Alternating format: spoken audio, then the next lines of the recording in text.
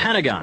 The day before 9/11, Secretary of Defense Donald Rumsfeld declared war, not on foreign terrorists.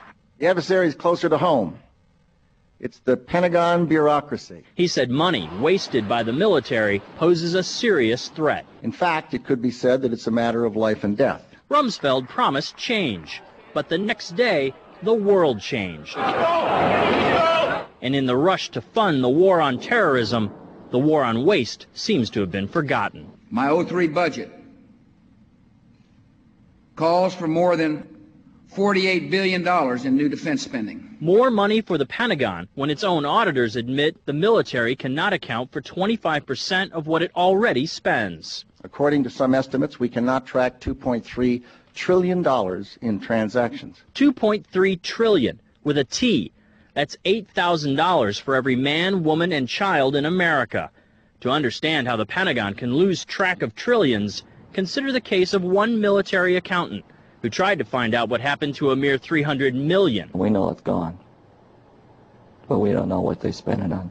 Jim Minery, a former Marine turned whistleblower, is risking his job by speaking out for the first time about the millions he noticed were missing from one defense agency's balance sheets. Minery tried to follow the money trail, even crisscrossing the country looking for records. The director looked at me and he says, "Why do you care about this stuff?" It took me aback, you know. My supervisor asked me why I care about doing a good job. So he was reassigned and says officials then covered up the problem by just writing it off. They got to cover it up. That's where the corruption comes in. They've got to cover up the fact that they can't do the job. The Pentagon's Inspector General partially substantiated several of Minery's allegations, but could not prove officials tried to manipulate the financial statements. 20 years ago, Pentagon employee Franklin C. Spinney made headlines exposing what he calls the accounting games.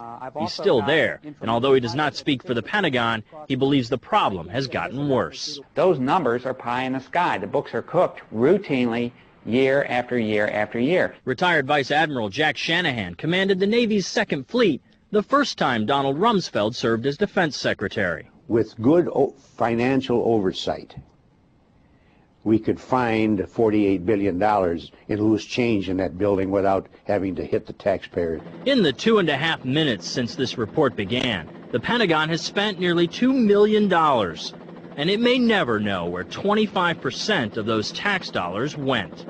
In Los Angeles, I'm Vince Gonzalez for Eye on America.